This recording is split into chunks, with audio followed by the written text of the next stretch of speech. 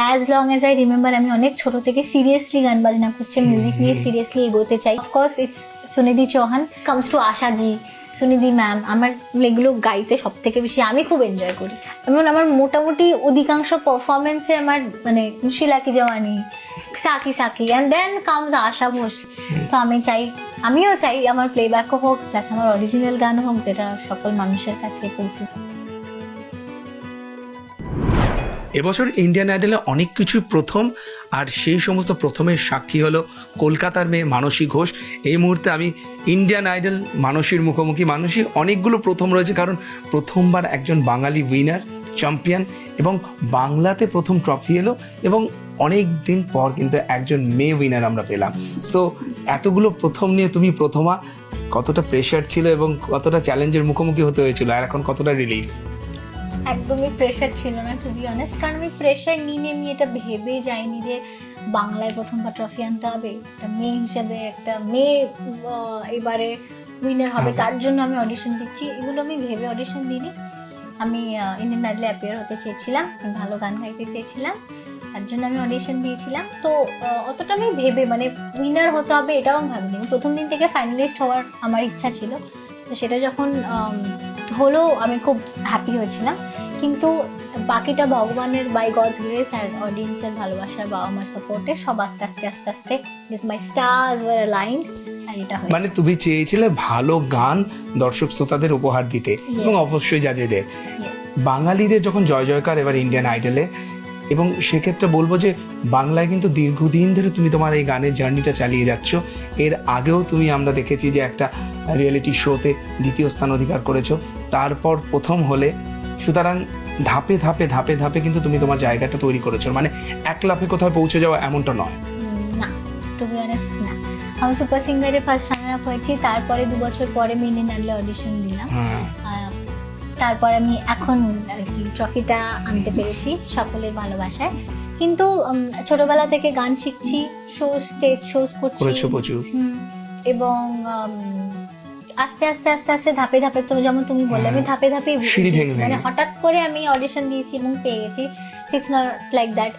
As long as I remember আমি অনেক ছোট থেকে সিরিয়াসলি গান বাজনা করছি, মিউজিক নিয়ে সিরিয়াসলি এগোতে চাই। অনেক ছোট থেকেই আমি জেনে গেছিলাম যে আমি গানটা নিয়ে এগোতে চাই। তো মিউজিক আমার অনলি প্ল্যান, মিউজিক ছাড়া আমার লাইফের কোনো প্ল্যান নেই।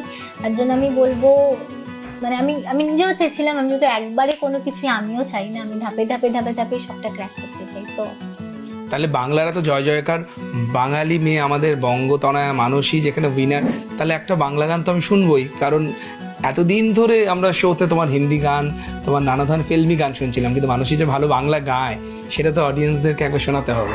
হ্যাঁ, তাহলে একটা বাংলা গান শোনাচ্ছি, আমার মায়ের খুব পছন্দের গান, এবং এটা আমি আগেও গেয়েছি, আবারও একবার গাইছি।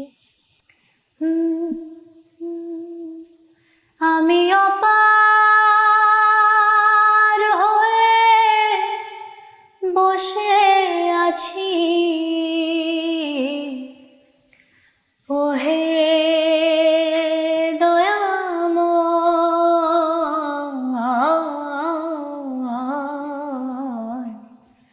পাড়ে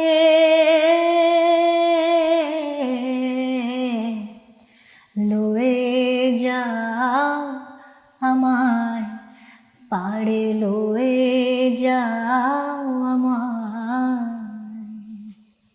সাফল্যের পারে তুমি পৌঁছে গেছো, তবে এই সাফল্যই হয়তো তোমার জীবনের শেষ সাফল্য নয়। তুমি চাও যে আরো অনেক এগিয়ে যেতে, এবং আমি যেটা জানি যে তোমার মনোবাসনা কিন্তু একজন ভালো প্লেব্যাক সিঙ্গার হওয়ার, তাই তো? ইয়েস, আই থিঙ্ক সকল আর্টিস্ট, সকল সিঙ্গারেরই একটা মনোবাসনা থাকে, মনোবাসনা যে প্লেব্যাক করবে এবং তার নিজস্ব অরিজিনাল গান হবে যেটা সবাই শুনবে।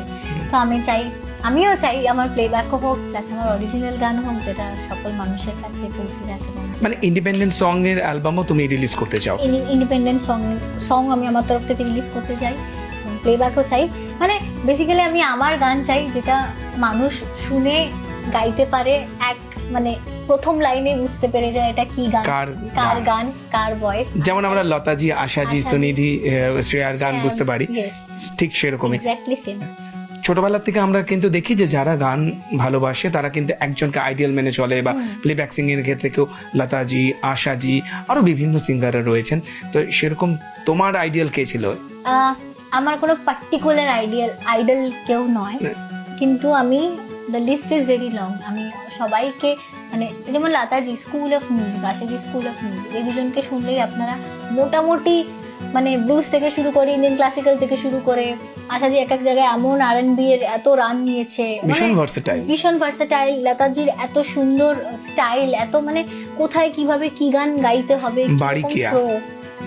বারিকিয়া, নাজাকত, যাই আছে আপনারা সব শুনতে পারবেন। তো আশাজি, লতাজি রয়েছে, শ্রেয়া ম্যাম রয়েছে, অফকোর্স সুনিধি ম্যামকে আমি প্রচুর শুনি, Sunidhi Chauhan, then Sonu sir, biggest fan of Sonu sir, Arijit Singh, Kishore sir, প্রচুর আর্টিস্ট রয়েছেন এরকম। এবং ওয়েস্টার্ন মিউজিকে আমি শাকিরাকে অত্যন্ত শুনেছি, একটা সময় আমি শুধু শাকিরাই শুনতাম। তুমি ফলো করতে শুনলাম অত্যন্ত খুব শাকিরা শুনি, হুইটনি হিউস্টন শুনি আমি, তারপরে Michael Jackson, king of pop, সবাই শোনে মাইকেল জ্যাকসন, আমি শুনি। এখন নতুন আর্টিস্টদেরও শুনি প্রচুর, মানে লিস্ট ইজ ভেরি লং। আমি সবাইকে শুনি এবং সব জায়গা থেকে শিখি। আর যেটা মানসী বললো না, বা আরেকবার একটু বলি দর্শকদের, যেটা মানসী বললো না সেটা যে ওর গলার মধ্যে কিন্তু কবিতা কৃষ্ণমূর্তির গলার একটা অদ্ভুত প্রতিফলন রয়েছে, এবং কবিতাজির প্রচুর গান তুমি ইন্ডিয়ান আইডলে গেয়েছো, সেটা তো একটা হালকা আভাস রয়েছে। সেটা কিন্তু তুমি ফলো করেছো, কোনো বুঝতে পেরেছো? আমি বুঝতে পারিনি, এবং আমার মনে হয় কবিতাজির গলাটা অত্যন্ত ইউনিক, মানে একবার শুনলে আপনি বুঝতে পেরে যাবেন দ্যাটস কবিতা কৃষ্ণমূর্তি সিঙ্গিং। আর তুমি যে বললে আমার গলাটা ওনার মতো, দ্যাটস দ্য বিগেস্ট কমপ্লিমেন্ট।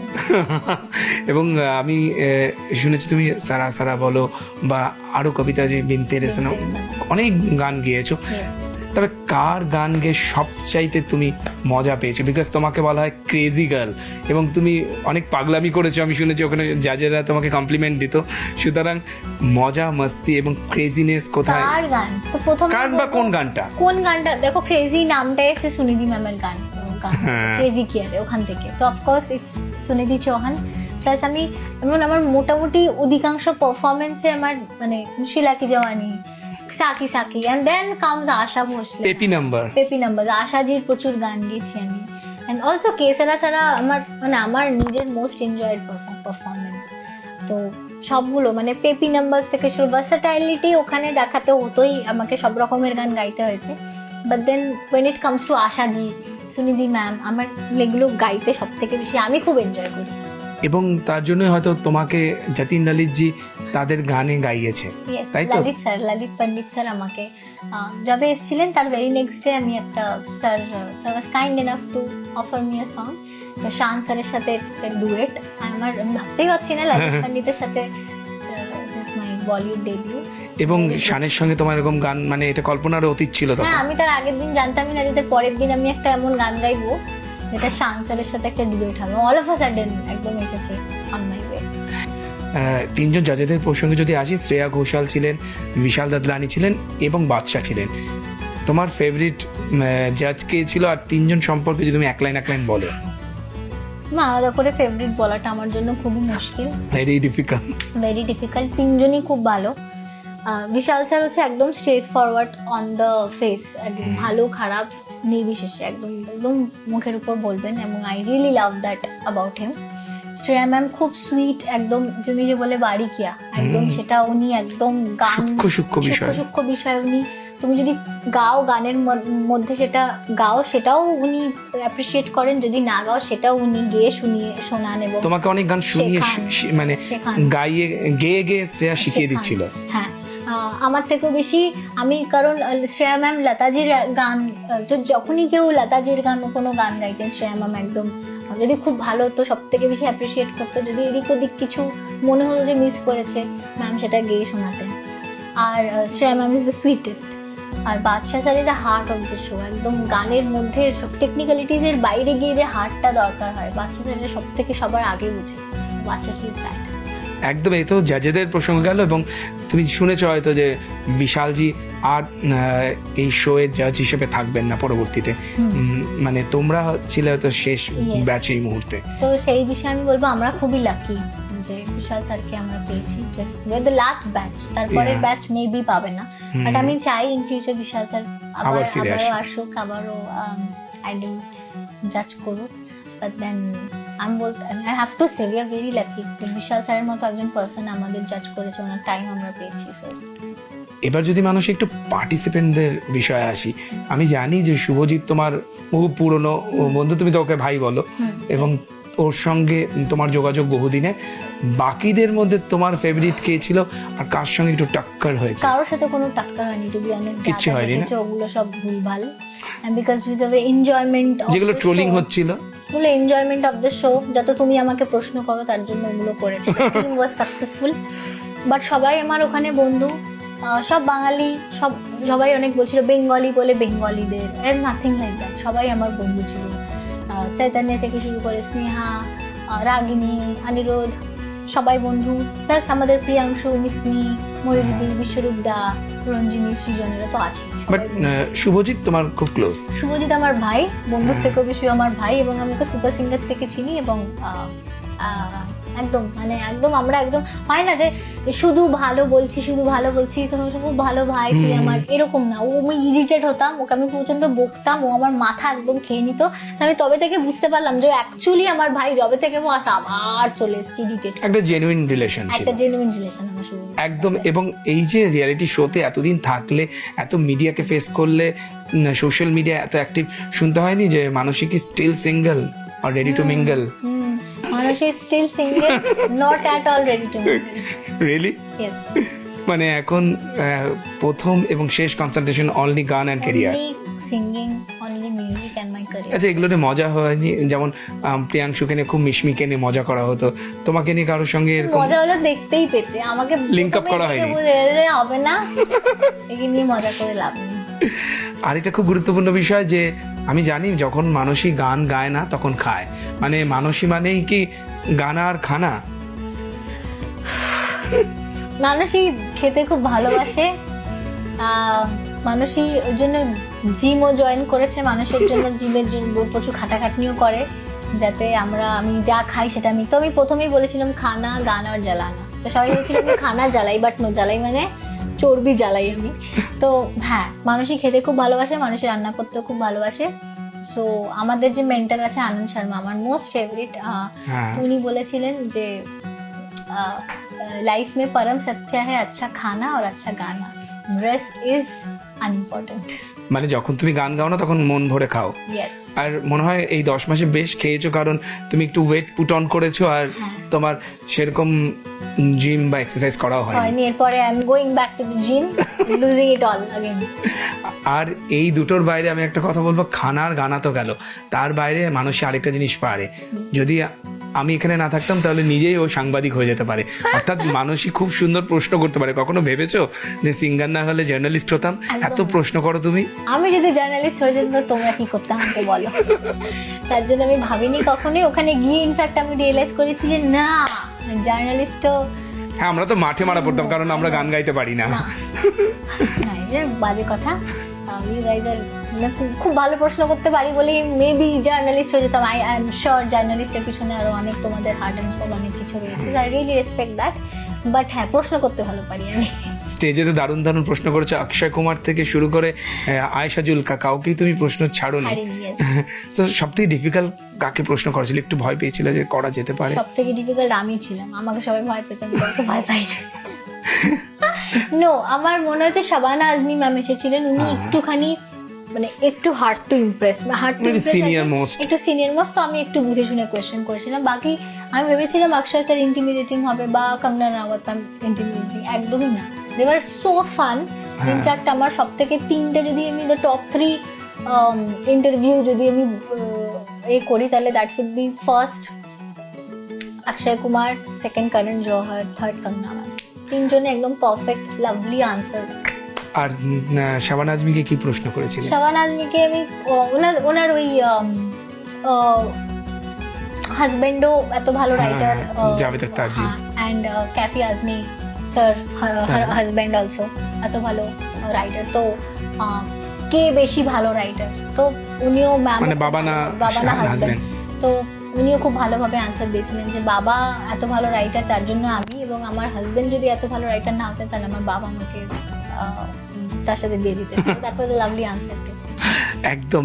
আর এই যে ক্রেজি গার্ল, এই যে মজা করে এতটা দিন কাটিয়েছো, এখানে আসার পর কি মিস করছো সব থেকে বেশি? সব মিস করছি, মানে I am missing the people, but I am missing the people, I am missing the set. কারণ আমি মানুষজনদের সাথে আবার দেখা করতে পারবো বা সেটটাকে দেখতে পারবো না, তো সেটা একটুখানি মিস করছি, but it's the people mostly. আর কলকাতা যখন এই যে 10 মাস পর ফিরে এলে, এখানকার মানুষজন, পাড়া প্রতিবেশী, আমি তো সবসময়- আমি ছোট ছোট বাচ্চাগুলো বলছিল তোমার বাড়ির বাইরে যে মানসী দিয়ে আমাদের খাওয়াবে বলেছে। হ্যাঁ, মানুষের so you are very popular over here. I have to be popular. আমার নিজের পাড়া, what do you mean? আর না, পাড়ার আমি দেখতে পাচ্ছি 2 কিলোমিটার আগে থেকে তোমার বাড়ি সবাই চেনে। এটাই চেয়েছিলাম আমি।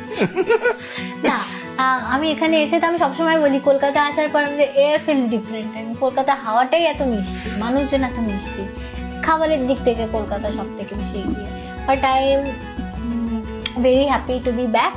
কিন্তু আমি মুম্বাই এবং কলকাতা দু জায়গাতেই ট্রাভেল করতে চাই, back and fourth. I want Mumbai and Kolkata, দু জায়গায় আমার জন্য খুব কমফোর্টেবল হোক, আমি এটাই চাই। একদম। এবং এই কমফোর্ট জোনটাকে আরো একটু বাড়িয়ে দেবো। অনেক কথা হলো, আর 2 লাইন গান শুনবো। মানে সেটা অনেক রকম অপশন আমরা দেখেছি সোশ্যাল মিডিয়াতে, তোমার গান এখন ঘুরছে, তোমার ইনস্টাগ্রাম পেজে গেল, সে ক্রেজি কেয়ারে হল, সারা হোক বা আরো। কিন্তু আমি শুনতে চাইবো এখন যেই গানটা তোমার খুব মনের কাছে, সেটা যে গান হতে পারে যেটা তুমি পারফর্ম করেও খুব মজা পেয়েছো। সব কটা গানই আমার খুব মনের কাছে, টু বি অনেস্ট। কিন্তু এরকম একটা গান বলা খুব মুশকিল। তোমার মনের পছন্দ যে কোনো একটা 2 লাইন গাও। তাহলে আমি গাইছি এটা বারবার, যেটা আমার প্রথম গান ক্রেজি কিয়ারে, যখন বললে সেটাই আমি মানে ক্রেজি গার্ল উইথ ক্রেজি কিয়ারে। जागे सोई रहूं, खोई खोई रहूं, उसकी यादों में, उसके ख्वाबों में झूमे जिया रे, क्रेजी किया रे, ओ क्रेजी किया रे। মানে এত ক্রেজি করে দিয়েছো সকলকে যে সবাই ভোট দিতে বাধ্য এবং তোমাকে উইনার করেই ছাড়লো, তাই তো? তুমি সত্যি চেয়েছিলে যে একদিন না একদিন জীবনে এমন একটা জায়গায় পৌঁছতে যেখানে হয়তো মানসী ঘোষ বলে সকলে চিনবে তোমাকে, এবং তোমার বাবা মার যে এফোর্ট ছোটবেলা থেকে ছিল বলবে যে মানসীর বাবা মা। অফকোর্স এটাই, মানে সব প্রথমত বাবা মার মানুষই, আর হচ্ছে বাবা মা ছিল বলেই, এত সাপোর্ট ছিল বলে, এবং আমার অডিয়েন্সের এত সাপোর্ট ছিল বলেই আমি ট্রফিটা ঘরে আনতে পেরেছি। কারণ লাস্টে অডিয়েন্স ভোট খুব ম্যাটার করতো, তার জন্য থ্যাংক ইউ সো মাচ। আর আমি সকল শিল্পীর মতো আমিও চেয়েছিলাম যে মানসী ঘোষ নামটা সবাই আমার গানের জন্য, ভালো গানের জন্য চিনুক, এবং আমি চাই মাইলস টু গো, আরো অনেক রাস্তা আছে, এবং আমি চাই আমার নিজের অরিজিনাল গান হোক, যেটা একদম লং ওয়ে টু গো। এই ট্রফিটা কাকে ডেডিকেট করছো? এই ট্রফিটা অফকোর্স যারা আমাকে সাপোর্ট করেছে সকলকে, আমার ফ্রেন্ডস ফ্যামিলি, আর স্পেশালি বাংলার মানুষকে, বাংলাকে আমি এটা ডেডিকেট করব। কারণ 20 বছর আইডল, এটা সিজন 15, কিন্তু ওভারঅল আইডল 20 বছর ধরে হচ্ছে, এবং 20 বছরের প্রথমবার ট্রফি বাংলা এসছে। তো অফকোর্স যদি বাংলার মানুষ, সব মানুষ, ইন্ডিয়ার সকল মানুষের সাথে বাংলার মানুষকে আমি ডেডিকেট করব। সো শুরু করি মানুষের সঙ্গে একটা ফটাফট র্যাপিড ফায়ার। ব্ল্যাক না হোয়াইট? ব্ল্যাক। লতা মঙ্গেশকর না আশা ভোসলে? আশা ভোসলে। সরি বাট সুনিধি চৌহান না শ্রেয়া ঘোষাল? সুনিধি চৌহান। কলকাতা না মুম্বাই? No answer. শাহরুখ খান না সলমান খান? শাহরুখ খান। প্রসেনজিৎ চট্টোপাধ্যায় না Dev? No answer. Both. Rekha না মাধুরী? কি বলছো? রেখা না মাধুরী? রেখা। আর এই জেনারেশন যদি আছে দীপিকা পাডুকোন না Kiara Advani? Deepika Padukone. Manasi believe in love marriage or arrange marriage? No marriage. No marriage? এটা তো বেশি ডিপ্লোম্যাটিক হয়ে গেল। না, don't get married guys. Indian classical নাকি প্লেব্যাক? শিখবে Indian classical, then do playback. Biryani না চাইনিজ? বিরিয়ানি। না, আরো খাবার রয়েছে, এটা যদি তুমি বলে দাও তাহলে খুব ভালো হয়। মানসী তো খুব ফুডি। হ্যাঁ, এনিথিং দ্যাট, আমার যে মায়ের রান্না করা যে কোনো কিছু আমার খুব ভালো লাগে। বিরিয়ানি ভালো লাগে, চাইনিজও ভালো লাগে, বিরিয়ানি একটু বেশি ভালো লাগে। ও রিয়েলি? মানসী নিজে রান্না করতে ভালোবাসে না মায়ের রান্না খেতে ভালোবাসে? মায়ের রান্না খেতে ভালোবাসে, বাট কখনো কখনো মানুষই নিজে রান্না করে খাওয়াতেও ভালোবাসে। চপ না বড়া পাও? নান। চপ, আলুর চপ। বিটনুন ছেটানো। তো আমি মানস একটা গান আমি কিউ লাইন ধরিয়ে দিচ্ছি, হ্যাঁ। শেষটা করবে কিন্তু মানসই, ওকে। তাই তো? হুম। बिन तेरे सनम मर मिटेंगे हम, आ मेरी जिंदगी। आना ही पड़ा सजना, जालिम ये दिल की लगी। आना ही पड़ा सजना, जालिम ये दिल की लगी। Thank you so much Mansi, so much. তুমি এরকমই গান গেয়ে আরো এগিয়ে যাও। আমাদের বাংলার নাম তো তুমি গৌরবান্বিত করেইছো, বাট তোমার জার্নি এরকম ভাবে চলতে থাকুক। আমি বলবো যে সুরেলা জার্নি আরো এগিয়ে Yes. চলো, এবং তুমি এরকমই ভালো ডাউন টু আর্থ মিষ্টি থাকো। বিকজ আমি দেখতে পাচ্ছি যে ইন্ডিয়ান আইডল এই অ্যাচিভ করার পরও তোমার মধ্যে কিন্তু সেই দম্ভ বা সেই প্রেম ফরচুনটা সেভাবে ঢোকেনি। You are very down to earth still. Okay. Thank you so much, thank you so much. Thank you so much. তুমি এভাবেই এগিয়ে যাও। অনেক অনেক ধন্যবাদ। Thank you. ক্যামেরায় খোকনের সঙ্গে মানুষ, নিউজ 18 বাংলা।